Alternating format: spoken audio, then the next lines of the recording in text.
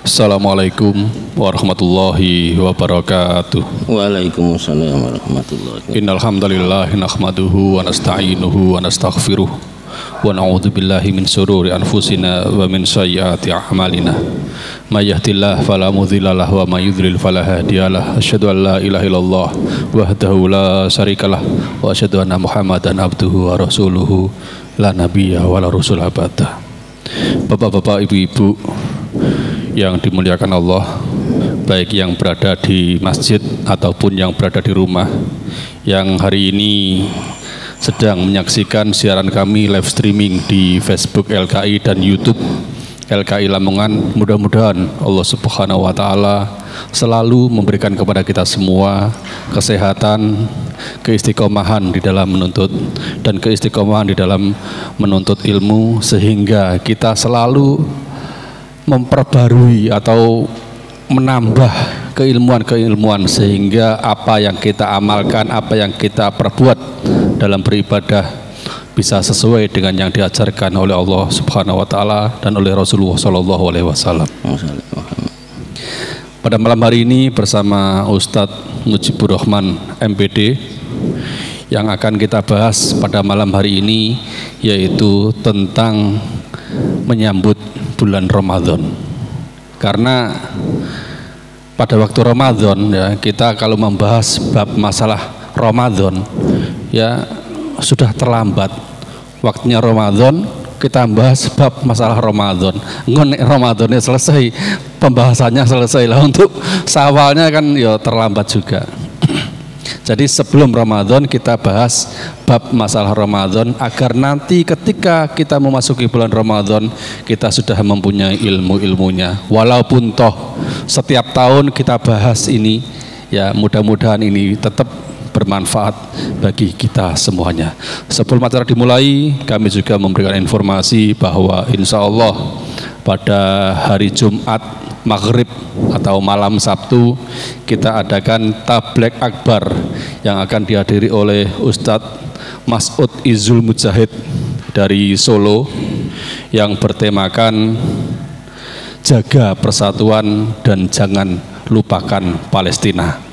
Dan di acara itu juga kita menggalang dana untuk saudara-saudara kita yang ada di Palestina, karena sampai detik ini hanya itu yang bisa kita perbuat. Mudah-mudahan bisa membantu walaupun sedikit saudara-saudara kita yang ada di Palestina. Bapak Ibu yang dimuliakan Allah, nanti di akhir acara ada sesi tanya jawab, barangkali dari pemaparan Ustadz Mujibur Rahman ada yang perlu ditanyakan atau mungkin yang kurang jelas bisa nanti ditanyakan. Langsung saja kepada beliau Ustadz Mujibur Rahman MPD, waktu dan tempat dipersilahkan. Tafadhol Ustadz. Assalamualaikum warahmatullahi wabarakatuh. Innal hamdalillah nahmaduhu wa nasta'inuhu wa nastaghfiruh wa na'udzu billahi min syururi anfusina wa min sayyiati a'malina. May yahdihillahu fala mudhillalah wa may yudlilhu fala hadiyalah. Asyhadu an la ilaha illallah wahdahu la syarikalah wa asyhadu anna Muhammadan abduhu wa rasuluh la nabiyya wa la rasula ba'da. Wassalatu wassalamu ala Muhammad wa alihi wa ashabihi wa man tabi'ahu bi ihsanin ila yaumiddin.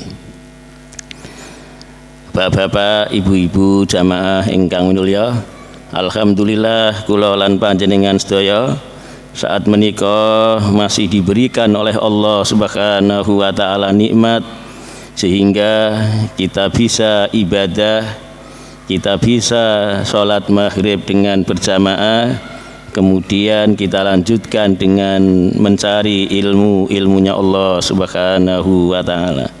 Salat dan salam mudah-mudahan tetap tercurahkan kepada Nabi kita Muhammad Sallallahu Alaihi Wasallam, juga keluarga-keluarganya, sahabat-sahabatnya, dan orang-orang yang senantiasa menegakkan dinul Islam sampai hari akhir.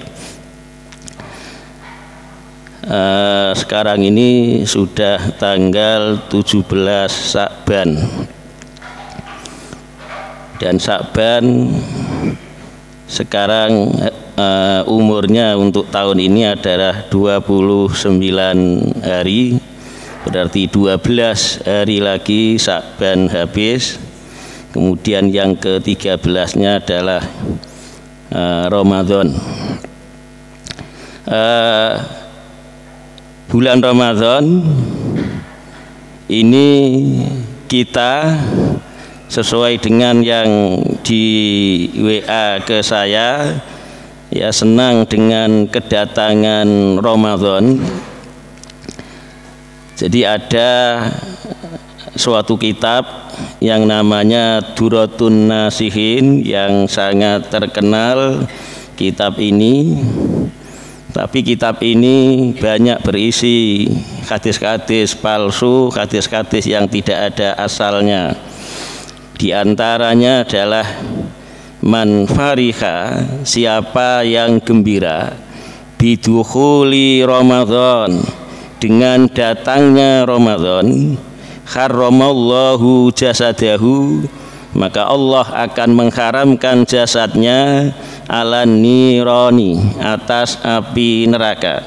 Jadi siapa yang gembira dengan datangnya bulan Ramadan, maka Allah akan mengganjar, memberikan pahala dengan mengharamkan jasadnya atas neraka. Tapi hadis ini di dalam kitab yang dihimpun oleh para ulama, baik kitab sahih ataupun kitab dhaif, kitab palsu, itu tidak ada.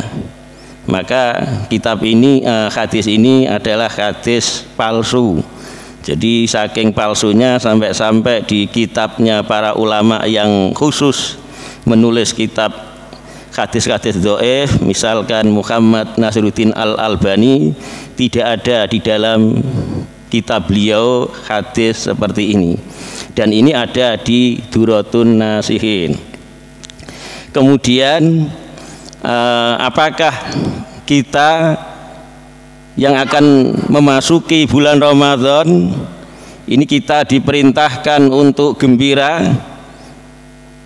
Kita diperintahkan untuk gembira bukan berdasarkan hadis itu, tapi berdasarkan hadis diriwayatkan oleh Imam Ahmad, An-Nasai, Ibnu Majah, dianggap sahih oleh Al-Arnaud, juga oleh Muhammad Nasiruddin Al-Albani, dari Abu Hurairah, Rasulullah Shallallahu Alaihi Wasallam bersabda, yubashiru ashabahu. Jadi Rasulullah memberi kabar gembira kepada sahabat-sahabatnya. Qad ja'akum sahru Ramadan, sungguh telah datang kepada kalian bulan Ramadan. Jadi hadis ini Rasulullah memberikan kabar gembira kepada sahabat-sahabatnya dengan kedatangan bulan Ramadan. Nah, berarti Rasulullah memberikan kabar gembira ini supaya sahabat-sahabat itu ketika menyambut datangnya Ramadan itu merasa gembira. Jadi kita semuanya harus merasa gembira. Kalaupun toh ada mungkin selama ini mungkin ada keberatan, mungkin dari sisi kerja misalkan di waktu Ramadan, maka kita ubah. Jadi kita ubah dari sisi sedih atau dari sisi mungkin kurang senang, kita ubah menjadi bahagia, merasa gembira. Dan ini juga berdasarkan surat Yunus ayat 58. Kul, katakan Muhammad, bifadlillahi wa birahmatih, dengan karunia Allah dan dengan rahmat Allah, fabidzalika, maka dengan demikian itu ini adalah isim isyarah menunjuk karunia Allah, menunjuk rahmatnya Allah. Fabidzalika, maka disebabkan itu, falyafrahu, maka hendaklah mereka bergembira, huwa dia karunia Allah, rahmat Allah, khairun lebih baik, mimma yajma'un dari apa yang mereka kumpulkan. Jadi kita dituntut semampu kita untuk merasa lebih gembira dengan karunia Allah, dengan rahmatnya Allah daripada dunia yang kita kumpulkan.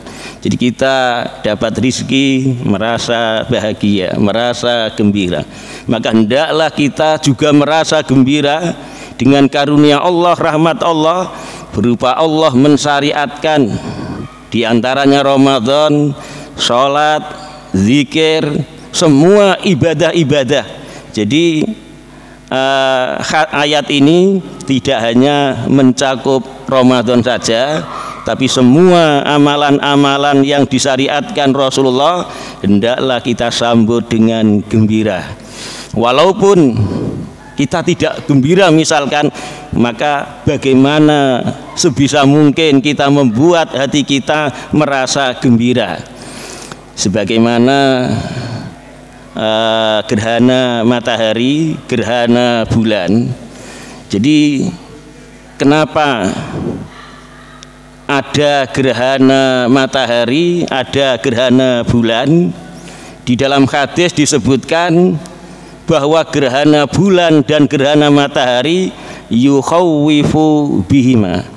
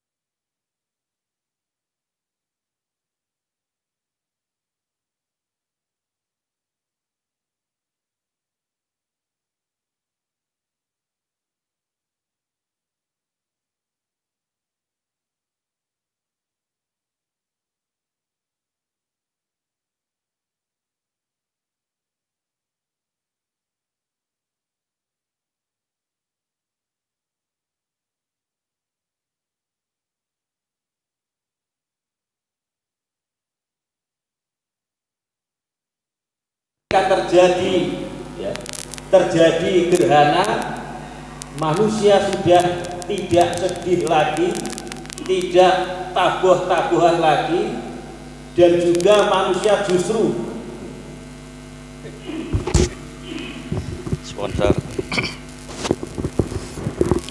justru manusia merayakan, merasa gembira, ya. Nah, Syekh Utsaimin ditanya bagaimana di zaman sekarang yang manusia merasa gembira dengan adanya gerhana, bisa menyaksikan.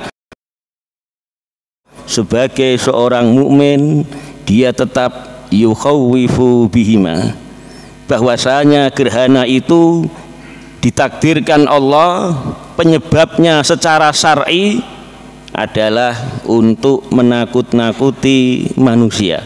Maka hendaklah kondisikan hati kita itu untuk takut kepada Allah dengan cara zikir, dengan cara sholat gerhana, dengan cara tasbih, dengan cara sedekah, istighfar. Ini Nah, sebagaimana ketika gerhana orang tidak sedih, tidak takut, ya maka demikian juga dengan syariat Islam, buatlah kita gembira. Kalau kurang gembira, buatlah kondisi hati kita gembira. Kemudian yang kedua, kemuliaan bulan Ramadan. Nah, diriwayatkan oleh Tirmidzi dari Abu Hurairah qala Rasulullah sallallahu alaihi wasallam idza kana awwalu lailati min syahri Ramadan, apabila awal dari malam bulan Ramadan, sufidatis syayatin, dibelenggu setan-setan, wa maradatul jin, dan jin yang durhaka, wahulikat abwabun nar, dan ditutup pintu-pintu neraka, falam yuftah minha bab, maka tidak ada yang dibuka dari pintu-pintu neraka babun, satu pintu pun. Wa futihat abwabul jannah, dan dibuka pintu-pintu surga, falam yuhlak minha bab, maka tidak ditutup dari pintu-pintu surga babun, satu pintu pun. Wa yunadi munadin, dan memanggil sesuatu yang memanggil, ya baghiyal khair, wahai orang yang senang dengan kebaikan, akbil, maka menghadaplah. Wa baghiyas syarr, wahai orang yang senang dengan kejelekan, aksir, maka berhentilah. Walillahi utaqa'u minan nar, dan Allah memiliki pembebas-pembebas dari neraka, wadzalika kullalailah, dan demikian itu setiap malam. Dalam hadis ini bahwasanya di antara kemuliaan bulan Ramadan, jadi pada malam awal bulan Ramadan, lan insya Allah besok Ahad malam Senin, jadi mulai maghrib itu setan-setan itu dibelenggu. Jadi kita secara ilmu, kita mengetahui secara ilmu kabar dari Rasulullah Shallallahu Alaihi Wasallam, akidah kita. Jadi karena ini masalah akidah, akidah kita itu meyakini bahwa di mulai maghrib pertama dari bulan Ramadan, jadi setan-setan dibelenggu, neraka ditutup, pintu-pintu surga dibuka. Maka mungkin barangkali ada pertanyaan, kenapa kalau setan itu dibelenggu tapi kenyataannya masih ada orang yang berbuat maksiat, masih ada orang yang berbuat kemungkaran. Para ulama ketika menjawab ini itu mengatakan bahwasanya penyebab kemaksiatan itu ada beberapa hal. Jadi diantaranya kebiasaan yang jelek. Jadi walaupun setan dibelenggu, tapi orang sudah punya kebiasaan yang jelek, maka kebiasaan itu akan menjadi watak manusia yang kedua, walaupun itu sebenarnya bukan gawane bayi, ya, bukan gawane bayi. Orang suka ngamuan, tapi karena dia sudah terbiasa melakukan perbuatan-perbuatan kemaksiatan tersebut, maka dia akan mudah, ya, dia akan mudah untuk melakukan kemaksiatan tersebut walaupun setan-setan itu dibelenggu. Makanya di dalam hadis disebutkan dahuluilah fitnah yang akan terjadi dengan perbuatan baik, fitnah yang lebih gelap dari gelapnya malam. Jadi kenapa kok disuruh mendahului fitnah yang akan terjadi?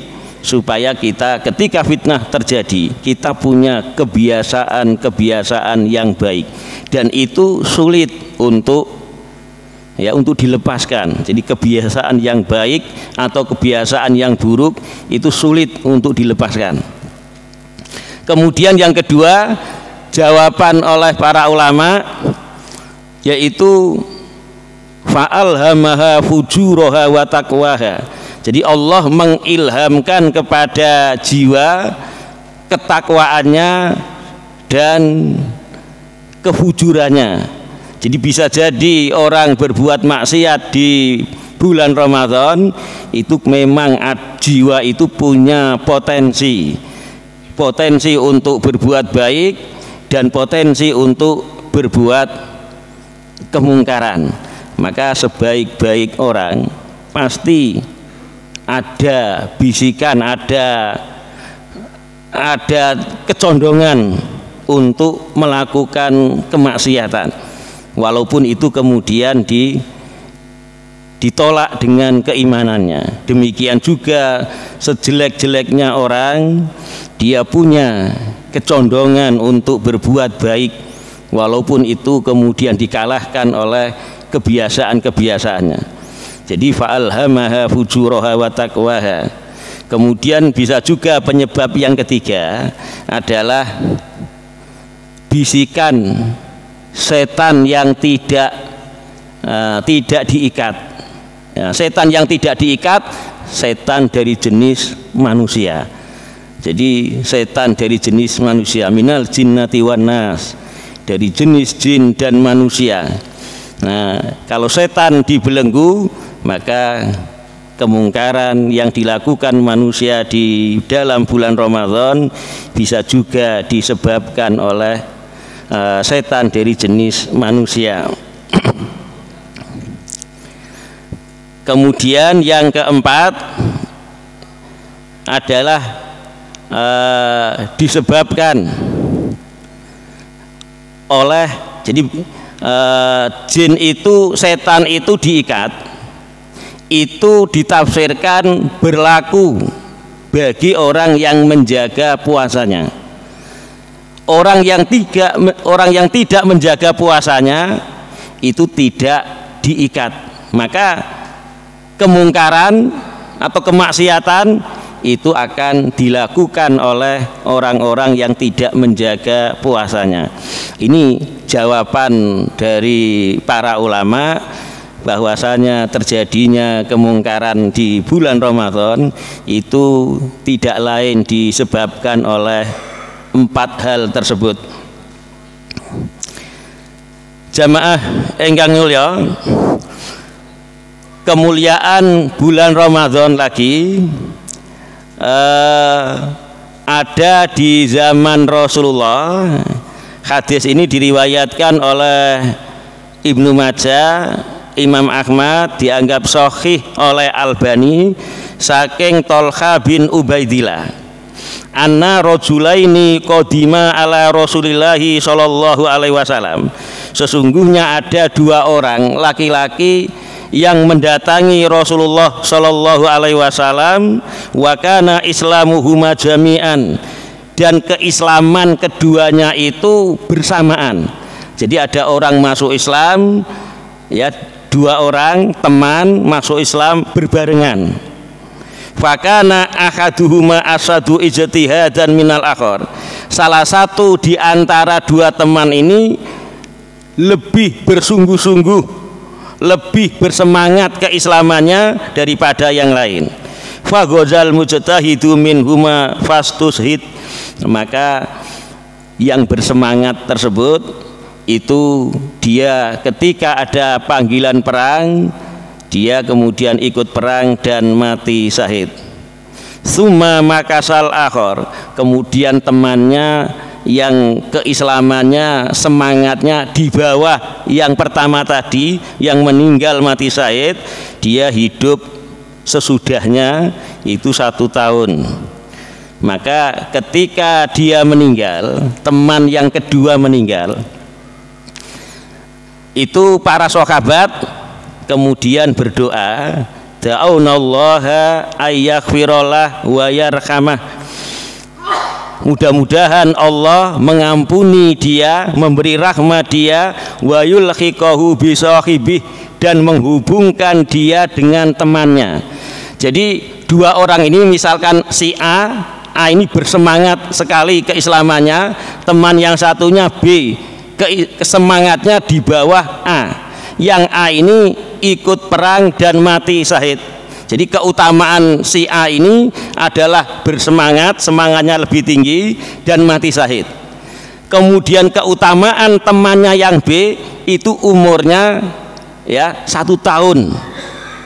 Jadi setelah si A mati ya, dia umur 1 tahun lebih panjang dan menangi Ramadan. Maka sahabat-sahabat itu semuanya ya punya keyakinan pasti yang mati syahid ini surganya lebih tinggi daripada yang mati belakangan. Sampai-sampai ketika yang mati belakangan ini meninggal, itu sahabat mendoakan mudah-mudahan dia tetap dihubungkan Allah, dijadikan teman di surga. Maka ketika suatu saat Tolha bin Ubaidillah ini bermimpi, dan di dalam mimpi tersebut dia berada di pintu surga, dia melihat dua orang ini, ternyata yang masuk surga lebih dulu itu orang yang mati belakangan. Maka sahabat Tolha ini menceritakan kepada teman-temannya, semuanya merasa heran kenapa yang mati belakangan masuk surga lebih dulu. Maka ditanyakanlah kepada Rasulullah Shallallahu Alaihi Wasallam. Maka jawab Rasulullah, jadi Rasulullah ini tidak heran, malah kata Rasulullah, apa yang kamu herankan? Jadi apa yang kamu herankan? Maka kata sahabat, ya Rasulullah, yang mati lebih dulu itu mati syahid, kenapa yang masuk surga itu yang mati belakangan? Maka kata Rasulullah, alaisa qad makasa hadza ba'dahu sanah, bukankah yang mati belakangan itu usianya lebih panjang 1 tahun? Benar ya Rasulullah. Wa adraka ramadhana fasamahu wa shalla kadza wa kadza, dan dia juga mendapati bulan Ramadan, dia puasa Ramadan dan sholat. Ya Rasulullah. Maka kata Rasulullah, wallazi nafsi biyadi, demi zat yang jiwaku di tangannya, lilladzi bainahuma ab'adu ma bainas sama'i wal ar, jarak surga di antara keduanya itu jauhnya lebih jauh daripada jarak antara langit dan bumi. Orang yang mati belakangan surganya lebih tinggi daripada orang yang mati syahid yang umurnya lebih pendek 1 tahun, dan jaraknya lebih jauh daripada jarak antara langit dan bumi. Maka usia seorang mukmin menurut seorang tabi'in itu adalah ghanimah, bagaikan rampasan perang. Itu 1 hari usia seorang muslim adalah bagaikan ghanimah. Ghanimah itu harta rampasan yang sangat banyak. Nah, ini keutamaan orang yang menjumpai bulan Ramadan. Dan di dalam bulan Ramadan juga ada sholat tarawih.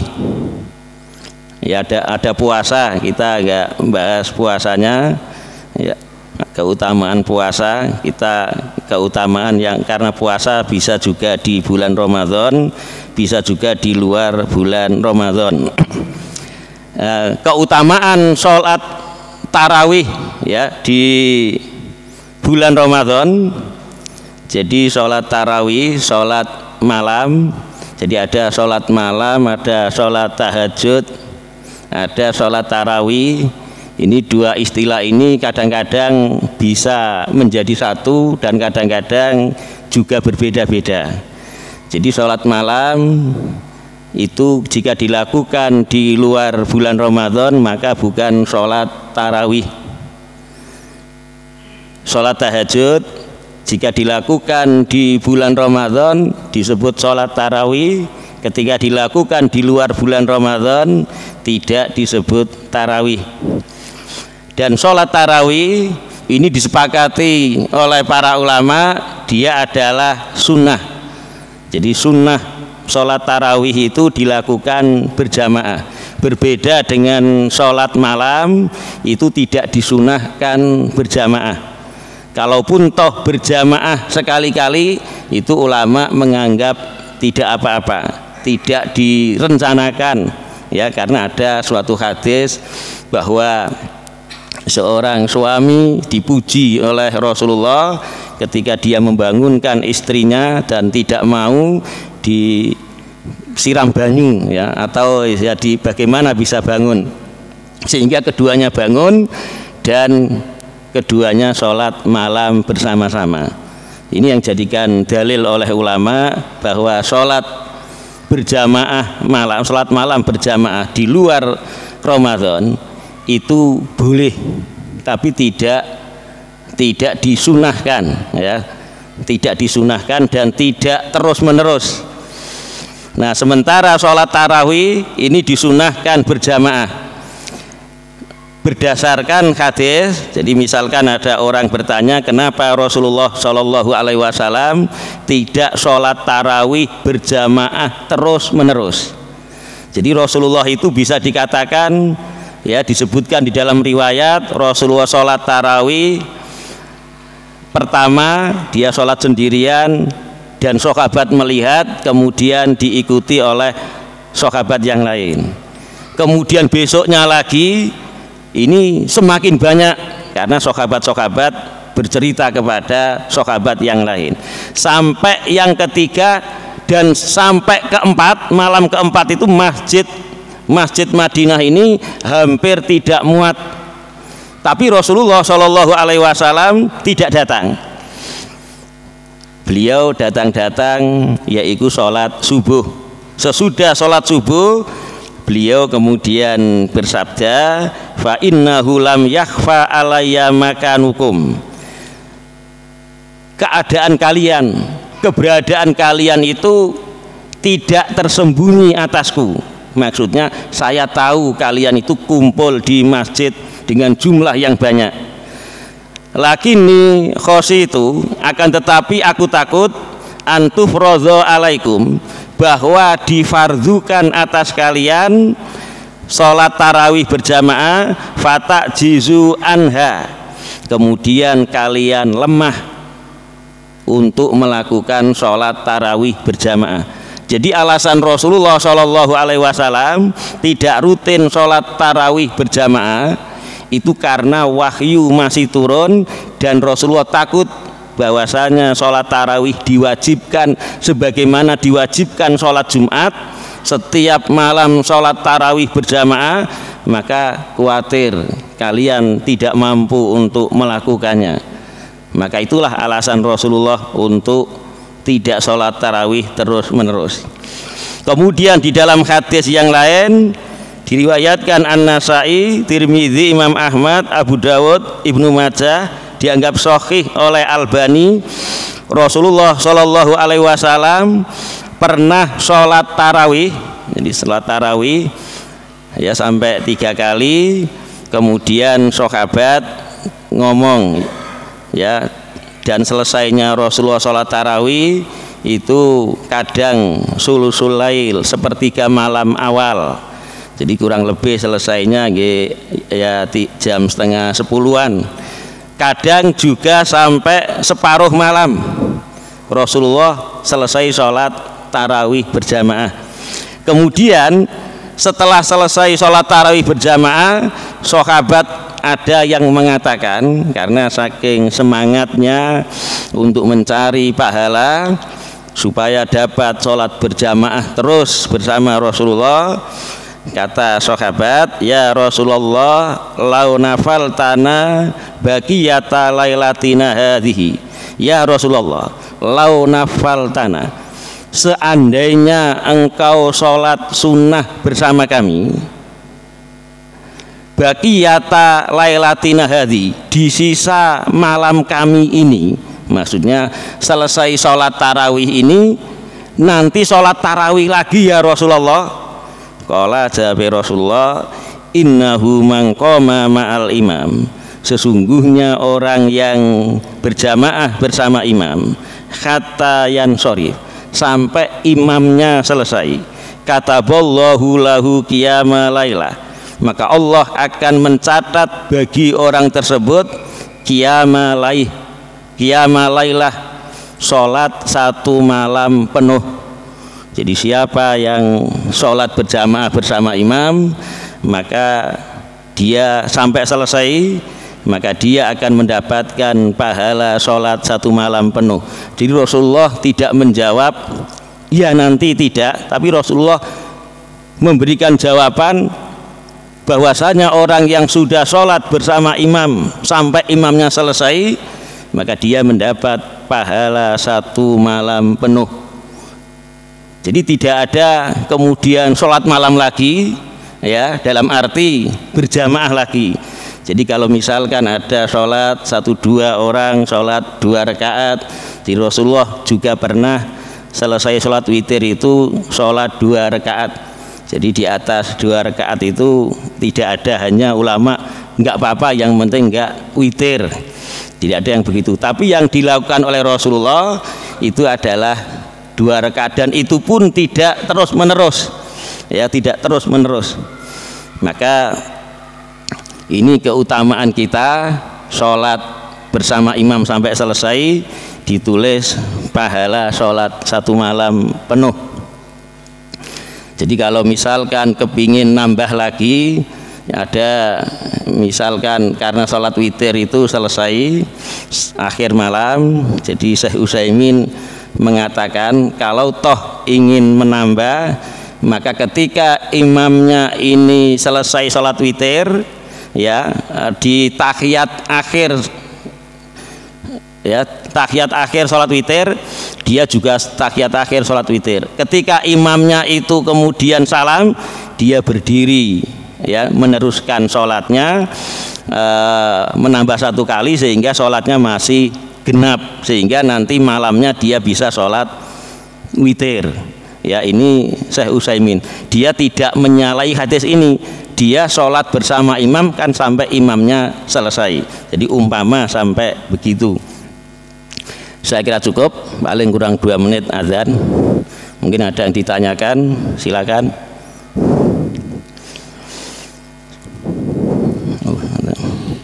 Ya, demikian tadi yang disampaikan oleh Ustadz Mujibur Rahman. Monggo, bapak-bapak, ibu-ibu, barangkali ada yang perlu ditanyakan. Monggo, mikirnya mik. Gitu.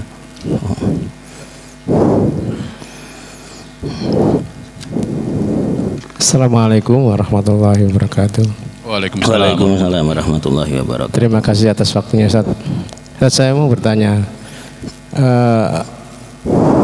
bab hadis awal bulan Ramadan yang Rasulullah mengajarkan kepada kita, yang bunyi hadis itu kalau kurang lebih seperti ini: Allahumma ahilahu alaina bil yumni wal iman wassalamati wal islam Rabbi wa rabbuka Allah. Apakah yang pertama, apakah hadis ini bentuk kegembiraan kita atas datangnya bulan Ramadan karena kita minta kepada Allah kesehatan dan keikhlasan atas iman? Dan yang kedua, apakah hadis ini termasuk berlindung kepada 4 hal yang Ustadz terangkan tadi? Iya, bagaimana bunyinya tadi kok belum pernah saya dengar? Mungkin ya. Allahumma ahillahu alaina bil yumni wal iman, ya, wassalamati wal islam Rabbi wa rabbuka Allah. Ya. Itu hadis menjelang masuk bulan Ramadan Rasulullah mengajarkan seperti itu, Ustaz. Melihat hilal kali. Enggak, mau masuk bulan Ramadan. Ya, hadis ini saya bukan berarti meniadakan, belum bisa saya jawab sekarang. Ya, nanti akan saya cari, ya. Ya, jadi saya sekarang ini tidak bisa menjawab dulu. Ya, saya nggak malu ditanya tidak bisa menjawab, tidak malu. Malah saya senang, nanti saya akan cari hadisnya dan penjelasannya. Ada lagi? Monggo.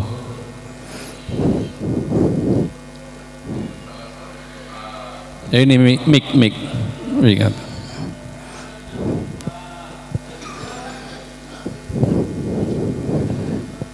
Ya, terima kasih waktunya. Cuman sedikit menambahi saja. Mudah-mudahan ini bisa sebagai referensi bahwa tadi itu adalah salah satu doa ketika awal bulan. Jadi tidak hanya di bulan Ramadan saja. Jadi setiap awal bulan doa itu ya memang seharusnya kita baca. Jazakumullah untuk atas waktunya. Assalamualaikum warahmatullahi wabarakatuh. Waalaikumsalam warahmatullahi wabarakatuh. Menambahkan yang tadi itu maksudnya. Iya. Ya. Monggo, barangkali ada yang lainnya. Yang belakang tadi kok ada. Ya, sambil menunggu Ustaz, saya pengen menanyakan tentang dua orang sahabat tadi. Yang satunya semangat ketika berjihad, dia syahid di jalan waktu berperang itu, ya. Kemudian yang satunya lagi masih hidup sampai 1 tahun kemudian.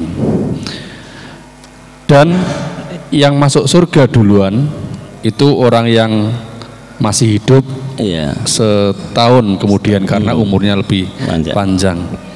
Ya, yang di sini mungkin yang belum diterangkan atau mungkin tidak dalam cerita ini, tapi saya menganggap bahwa cerita ini adalah dua orang sahabat tadi itu dua-duanya ikut berperang. Kemudian yang satunya mati, yang satunya tidak mati. Karena tadi yang Ustadz ceritakan itu tidak menjelaskan tentang atau mungkin dalam hadis itu tidak menerangkan tentang kedua-duanya ikut berperang. Khawatir saya ketika nanti terjadi ada panggilan jihad umpamanya, ya, yang satunya akhirnya berpedoman dengan ini. Nanti ini saya mati syahid, teman saya nggak ikut, lebih lama hidup dan dia lebih masuk surga duluan, saya yang mati nanti saya yang akan belakangan masuk gitu. Apakah di situ diterangkan dua-duanya ikut ataukah memang satunya itu malas atau mungkin kurang semangatnya tadi jadi nggak ikut berperang? Jadi di sini disebutkan fahuwazal mujtahidu minhuma. Jadi salah satu di antara keduanya itu ikut perang. Jadi yang bersemangat tadi ikut perang, yang satunya berarti tidak ikut perang. Tidak disebutkan ketidakikutannya itu apakah sakit atau apa. Ya, tidak disebutkan, hanya yang satu yang bersemangat ini ikut perang dan mati syahid. Jadi di sini kenapa kok bisa dipastikan yang satu nggak ikut? Karena ini ada faghozal mujtahidu minhuma, ada kata-kata minhuma. Mujtahid yang bersemangat itu ikut perang, minhuma, mujtahid di antara keduanya. Min itu sebagian, huma dari salah satu keduanya. Ini berarti menunjukkan yang satu ikut perang, yang satu tidak ikut. Tidak disebutkan ketidakikutannya itu apakah sakit atau apa, atau karena hukum berperang itu tidak mesti fardhu ain, dilihat dari kondisi-kondisinya. Bisa saja dia tidak ikut karena tidak ada udzur, tapi perangnya ini bukan fardhu ain, ya. Jadi tidak disebutkan begitu. Tapi tidak boleh kemudian ya tadi dijadikan alasan tidak ikut perang ketika dibutuhkan, tidak.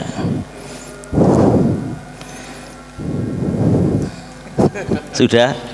Ya, berarti seandainya ada ada sedikit konflik atau apa gitu kan di daerah mungkin ya. Ini membutuhkan pasukan ini. Ayo berangkat. Langsung iling oh iya engko nek berangkat engko nek dadi matine iki tambah suwi iki engko mlebune swarga gitu. Ya, pendapat seperti itu seandainya menurut Ustadz sendiri, apakah kita harus berangkat atau mungkin berpedoman dengan hadis ini bagaimana Ustadz?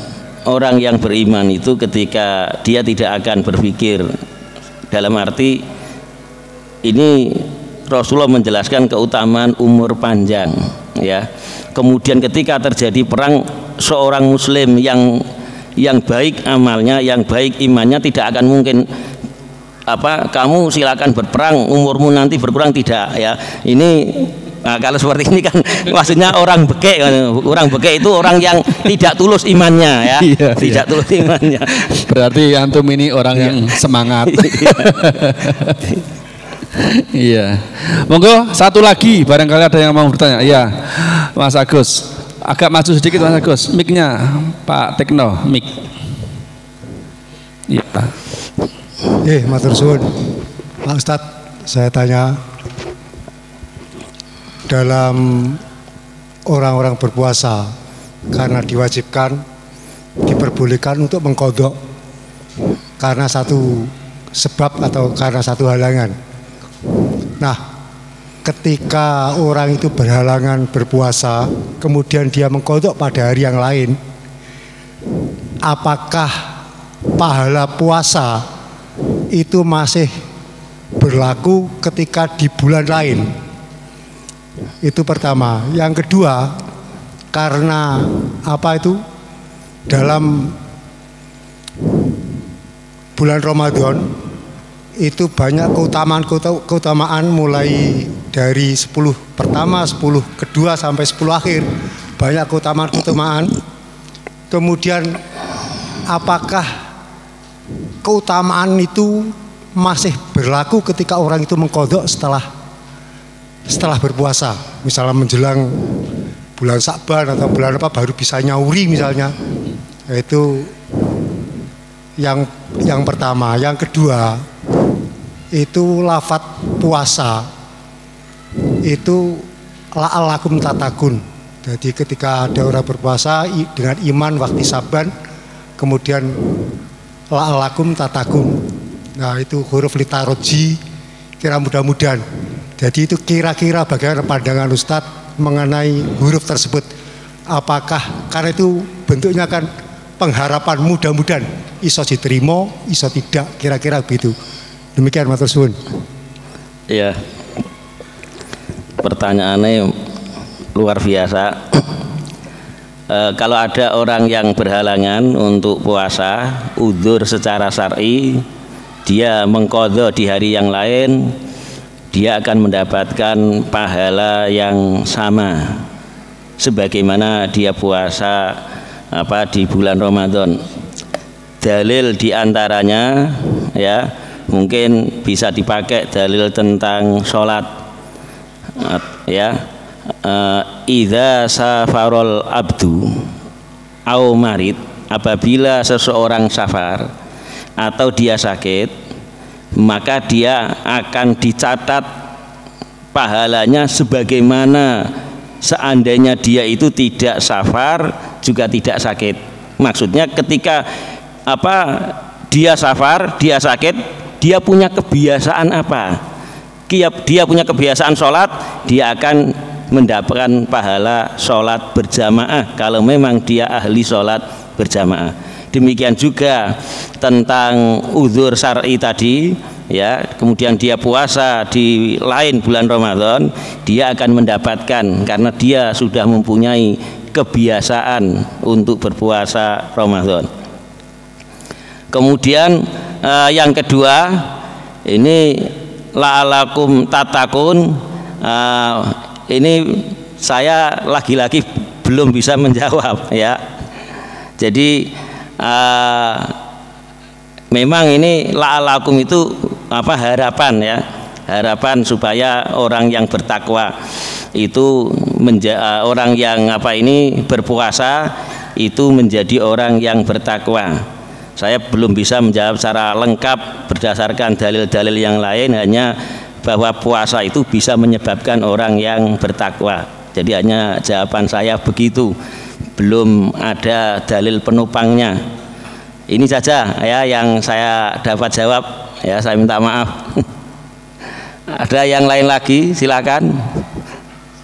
Ya.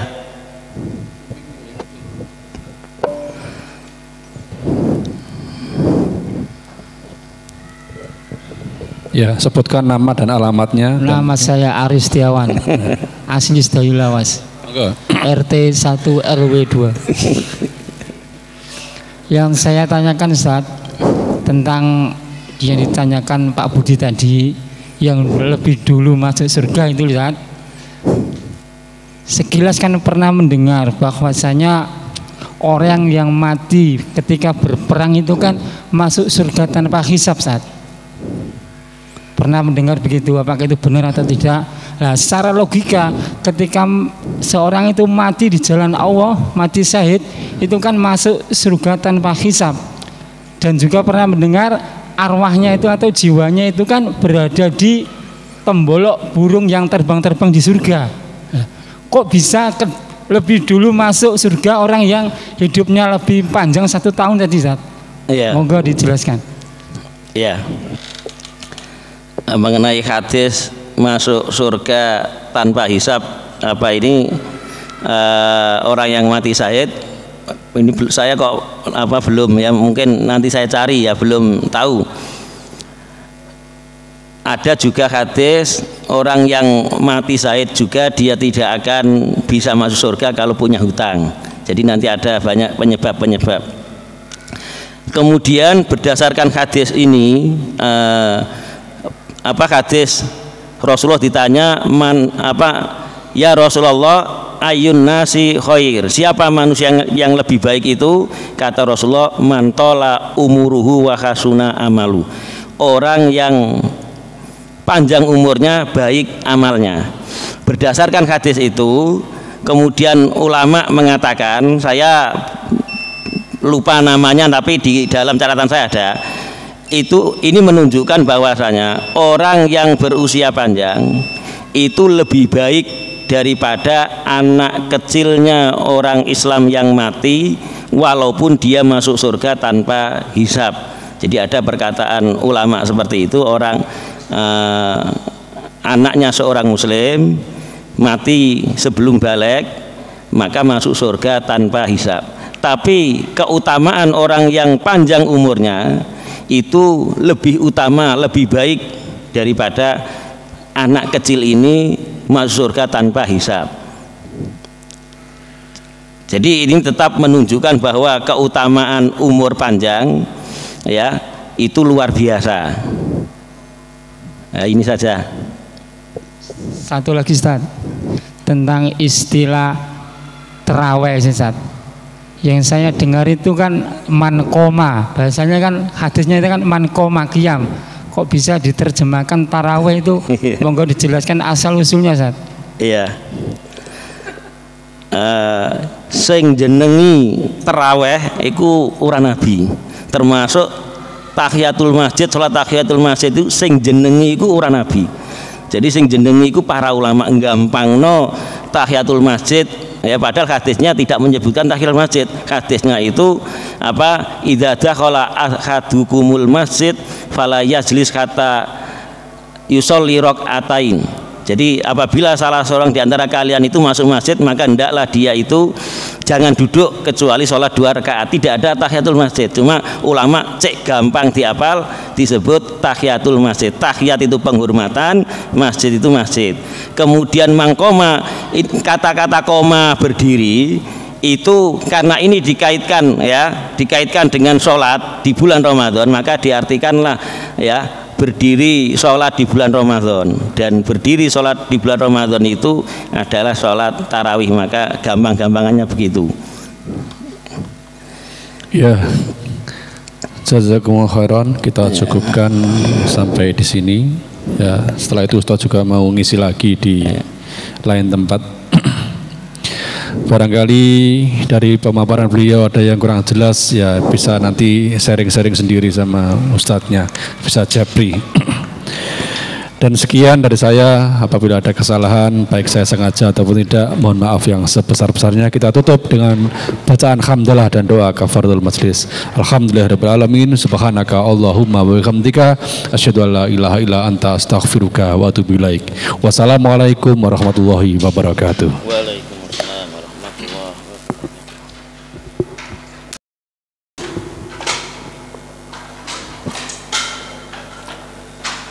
Allahu